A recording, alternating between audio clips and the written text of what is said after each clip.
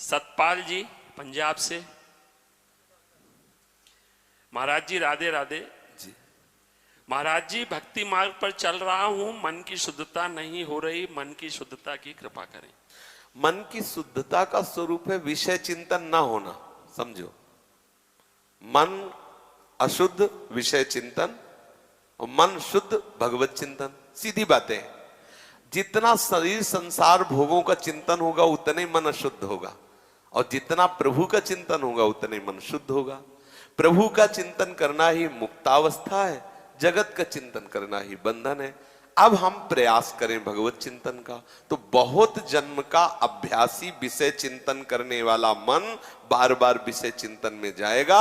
हम उसे हटाकर बार बार भगवत चिंतन में लगाएंगे, यही साधना है। और जब सिद्ध हो जाएगी तो मन जाना बंद कर देगा, श्री जी में लग जाएगा। हमें बिल्कुल परेशान नहीं होना। सबसे पहली बात, इस मार्ग के पथिक को उद्विग्न नहीं होना चाहिए, परेशान नहीं होना चाहिए कि अब मन नहीं लग। हमने खूब अनुभव किया इस मन की चाल को। ये अंदर की बातें कहते हैं। जैसे हम आज भजन बढ़िया हुआ ना, तो एक मन में ऐसा लगता है कि अच्छा, उसी अच्छाई में भागेगा, ये उसी अच्छाई में भागेगा और किसी सूक्ष्म विषय में फंसा देगा। और ये इतना चालबाज है, पूछो मत। मतलब इतना हितैषी बनेगा, इतना विश्वसनीय बनेगा, और ऐसे गड्ढे में गिराएगा कि यही लगेगा आत्महत्या कर लूं। पक्की बात कहता हूं, पक्की। अगर कोई पवित्र हृदय से बात सुनेगा तो उसको समझ में आ जाएगा। जो इसके अनुसार, वो बहुत मलिन हृदय वाले हों तो बात अलग है, नहीं, जो इसके अनुसार चलते हैं ना, बहुत बेईमान है ये मन। सदैव हमको गिराने की ही कोशिश की, कभी उठाने की नहीं की। इसको जब देखा है तो ये हमारे नाश का ही कारण बना है, हमारे पतन का ही कारण बना है। हमें गिराने की कोशिश की है। गुरु प्रदत्त विवेक के द्वारा इसको जब पकड़ पाए, समझ पाए, ओहो, इसकी तो चाल ही है।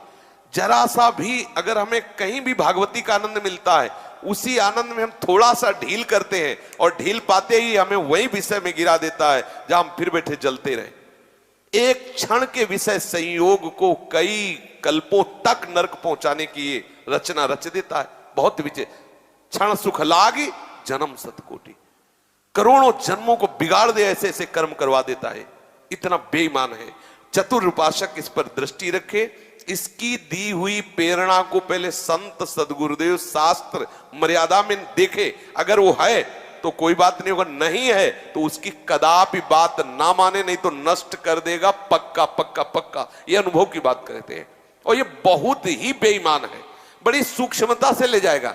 यम ही न व्यथ्यन्ते ते पुरुषम पुरुषर्षव सम दुखा सुखा धीरम सो मृतत्वाय कल्पते। ये कहेगा कि बस देख लो, देखने में कोई बात तो है नहीं, तुम्हें कुछ करना नहीं।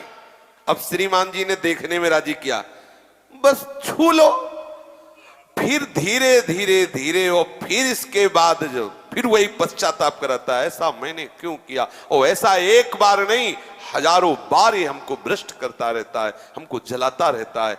गुरु कृपा से प्राप्त विवेक के द्वारा पकड़ मिल गई तो ये फिर शांत हो जाता है धीरे धीरे। इसलिए हमें पहली बात समस्त उपासकों से प्रार्थना है, ये 1 करोड़ बार गिरावे तो भी हताश मत होना।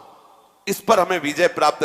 1 करोड़ बार मुझे फेल कर दे तो ऐसे नहीं होना कि अब क्या करूं, 1 करोड़ बार हार गया। इस पर हम विजय प्राप्त करेंगे, और ये बस में होगा। क्योंकि अगर वश में ना होता तो भगवान आदेश ना करते। ये वश में होता है, लेकिन बहुत जन्म का है, खिलाड़ी है, और हम इसी के अधीन रहे हैं। ये हमारी नस नस से वाकिफ है, वो जानता है कौन सी नस दबा देंगे तो गिर जाएगा। सच्ची मानिए, इसको देखा है, बहुत नजदीकी से देखा है। ऐसा फुसला के गिराता है, पूछो मत, आपको पता ही नहीं चलेगा कि गिराने जा रहा है। और अगर कहीं भगवत कृपा से कोई रोकने आ कि भाई ऐसा क्यों, तो वो इतना ज्ञान बघारेगा अंदर से कि उसको सामने वाले को चुप कर देगा। और वही जब आपका पतन हो जाएगा, फिर आप सोचोगे तो वही ज्ञान वो खुद अंदर से देगा कि अगर ऐसा करते तो आप बच जाते। ऐसा आज जो जेलें भरी है ना, जितनी जेल भरी है, सच्ची मानिए वो सब इसी मनी राम के खेल है। जितनी जेल भरी है, ये मन बोले अब क्या करें, मन नहीं माना तो मन नहीं माना। 1 मिनट की क्रिया ने 20 वर्ष की जेल दे दी। ये मन बहुत विचित्र है, और जो इस विचित्र मन को मार ले वही जगत बंधनी हो जाता है, वही महात्मा हो जाता है। घबराने की बिल्कुल जरूरत नहीं।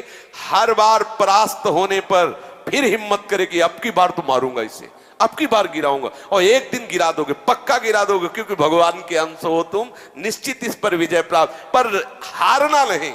इसमें होता क्या, इतनी बार हरा देता है कि फिर युद्ध करने का मन ही नहीं होता, लगता है अब जो हो गया, अब क्या होगा, इतना समय पक्का। प्रत्येक हार में विजय छुपी होती है, ये सूक्ष्म बात कह रहे हैं। प्रत्येक पराजय में विजय छुपी होती है, ये कोई सूक्ष्मदर्शी ही जान सकता है।